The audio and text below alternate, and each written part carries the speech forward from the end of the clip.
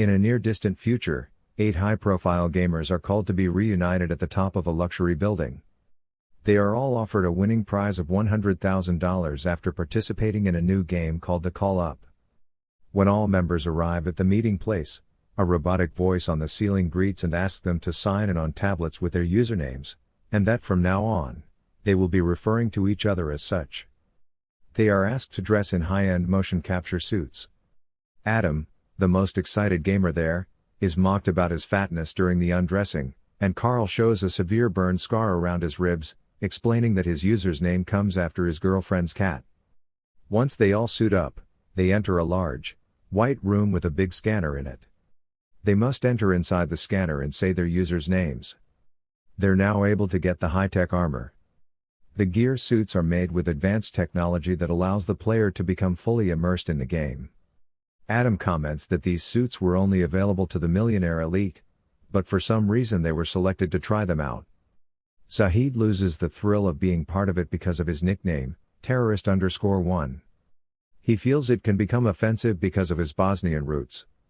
The voice in the ceiling says that the game can't start until all players are ready, but Zahid decides to leave the place. Just when he gets to the door, he shows that it's locked, and they are trapped there. Zahid agrees to continue against his will, so everyone is ready to begin. When they put on their virtual reality helmets, the whole scenario in front of them changes, now being on a post-apocalyptic virtual world inside the building. Their suits are replaced with military uniforms, and although everything feels tangible, things on the stage don't respond to their touch in the real world. That's when a burly sergeant appears, telling them what their mission in that place will be. By raising their helmets, everyone confirms there's not an extra player as the sergeant, but an NPC that will give some bits of advice through the game. They follow the sergeant across the stage, and he presents their weapons, with everyone impressed by how real they look and feel. Actually, the weapons are just props to have a reference when using them. The sergeant's tutorial consists of teaching them how to use their weapons by shooting some bottles. Some of them hit and some fail, and that's when they learn about how a vest is their only form of defense. In case they receive a direct shot from the enemy, they will lose the vest and will be exposed. To prove his point, the sergeant shoots a couple of players so they can lose their vests. If that happens and they are in critical condition, the only salvation is to use serums to restore their lives. The sergeant explains that a dangerous terrorist commando stormed the entire building. The game's primary goal is to kill all the terrorists and get to the first floor alive. Whoever succeeds in doing so will win the real-life prize, 100,000 grand. The level starts at once, and everyone is led by Andre, who has some experience in such scenarios after being part of the military. The team inspects the floor and finds the enemy for the first time. Andre manages to kill the first terrorist without casualties. The voice tells the players they have completed the level, with all points going to Andre. To enter the next level, they must go down the stairs, finding a mechanism that does not allow them to go down any more floors until they finish the current level. If they try to go down, they will be electrocuted by electrical wiring. The new scenario is similar to the previous one, but with new guns for the players, so Andre teaches the group how to use them. Level 2 involves hiding, dodging, and preparing a counterattack to defeat the terrorists, who possess new weapons as well. After saving Adam from a direct hit, Andre loses his vest, making the best player exposed to any further wounds. Taylor is faced with the terror of the game's realism. She goes by the username Slayer Girl, but reveals to everyone that she is not who she says she is. Apparently, she replaced the real Slayer Girl, so she doesn't belong there and wants to get out of the game as soon as possible.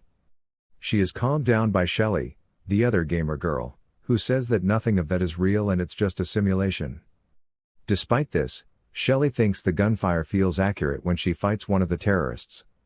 This terrorist ends up being killed by Carl, having his first victory, but it does not last long, as he receives a surprise shot in the back. Carl gives up, asking the NPC to leave him alone, but the enemy shoots him again, almost at point-blank range to knock him to the ground. Before the situation gets worse, Shelly saves Carl, who agonizes on the floor. Carl's response not only ends up being quite exaggerated but also borderline traumatic. The damage received is not only noticeable in the game but in real life, as if a bullet had really hit him. Shelley removes her helmet to make sure everything is okay, and to her surprise, Carl has no apparent damage on the outside. The pain perpetuates until Andre appears and gives him his serum to heal. In the game, the bloody hole and the puddle around Carl are restored immediately, feeling better but still traumatized by the experience. They all take a break and have a meeting to discuss the possibility of everything being part of a reality TV show. Zahid panics and fails to try to take off his suit, which seems to be quite tight and embedded to the body. He theorizes that this is a human test for Andre's out-of-nowhere weapons company. Some people still think it's a sham, and even if it is truthful, they care too much about the prize money to stop playing. The tension against Andre increases, and he chooses to leave after facing heavy accusations, leaving them all to their fate. With his helmet raised up and staying in the plane of the real world, an angry Andre goes to the bathroom, not realizing the game still goes on. He is surprised in front of the mirror by several revived NPCs, and he only has time to lower his helmet before taking a direct hit. Everyone is alerted that the new level has begun. As soon as everything starts, Edward is shot, falling wounded to the ground. Luckily, he has a serum that uses to heal himself. Taylor tries to get out through the level obstruction, but her plan is frustrated because of the electric wiring. All perform random actions, with Adam throwing a grenade that manages to hit the terrorists, the only successful move of the round. The next scene shows Andre trying to look for help while crawling on the ground, but only feels himself slowly bleeding to death. The voice in the ceiling tells the players they passed level 2, with Adam getting the higher score. That's when they hear Andre's cries for help in the distance. Before being struck down by internal pain, Andre manages to hear a timer counting down. Once the timer ends, it discharges a high-voltage current from the helmet into his brain, causing Andre to convulse to death. The others find him lying on the ground, unable to save him, and leaving the game with only 7 players. Zahid grabs a fire extinguisher, panicking and sweating, asking for a volunteer to help him remove his helmet. Carl immediately offers to do it, so Zahid ducks and braces for impact. Carl does his best, but nothing happens. The material is too rigid and solid, leaving Zahid beaten. In the virtual reality, the sergeant suddenly appears to beat up Zahid for trying to break the rules, with everyone feeling puzzled. He assures the others that there will be real consequences if they try to get out of the game. Despite their disadvantaged position, they manage to advance through the following levels without losses, learning how to use new weapons and guns, facing things like attacking with tactical knives and hand-to-hand combat to avoid gunfire due gas leaks. During one of the levels, Adam and Carl are wounded, and the team uses a couple of serums to save them. After a while they see that it is already night in the real-life city, so the tired group of players tries once again to get out of there, only in a more desperate way by pushing a cart against the windows, trying to get the attention of someone below. They manage to break the window a little, but just before they can get it the sergeant attacks again the insurgent Zahid, only this time the damage ends up being more realistic than usual, and ends up breaking his leg badly in real life. Zahid asks the others to hide him for the following levels and continue by themselves. After a few moments, he dies of blood loss. The new level starts and Marco, the most ruthless player, falls after a brief encounter with the enemy. Shelley gives Marco her serum to save him while Taylor, who remained hidden to avoid conflict and damage, realizes that an enemy is behind her, so she decides to counterattack. Amid the whole chaos, Carl talks with Shelley, realizing from her identification that she has no family, and Shelley confirms this by saying that her parents are deceased. Carl also comments on how he is alone as well, with Adam saying that he lives with his grandmother with Alzheimer's, Marco is divorced, and Edward is an only child and an orphan.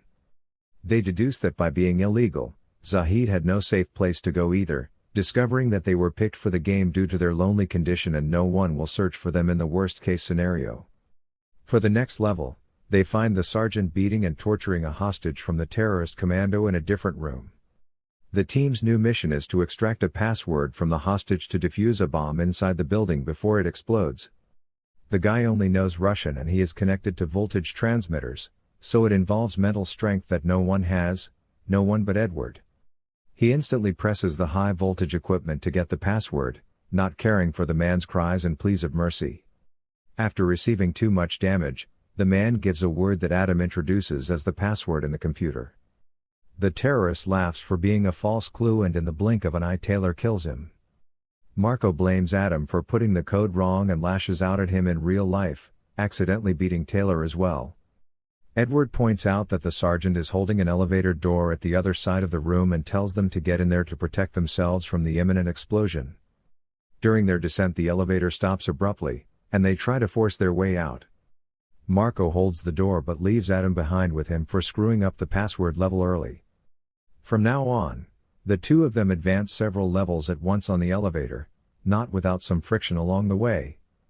At the same time, the rest of the team reach a place with more weaponry and continue the level. For the next test, the terrorists throw a smoke grenade, which seems to trigger a painful memory in Carl. They hide and he tells to Shelley he lost his girlfriend in a fire trying to save her, explaining the scars in his body. Meanwhile, Marco makes of Adam a walking decoy, marching first if a terrorist shows up, and just as they thought, one appears. Marco pushes Adam until falling, but nothing happens, as he has no bullets. The terrorist responds and shoots Adam in the side. After a few moments, Adam dies, leaving the game with only 5 players. Taylor finds a serum but she's intercepted by Marco, who demands it. Upon refusal, Marco lashes out sharply at Taylor, commenting on how much she resembles his hated ex-wife. After a brief exchange of words, Marco shoots Taylor, taking the serum. Marco meets Carl and they wonder if they have seen the others. After some investigation, Carl comes across Taylor's corpse and realizes that Marco is a traitor, so he decides to leave the virtual world to fight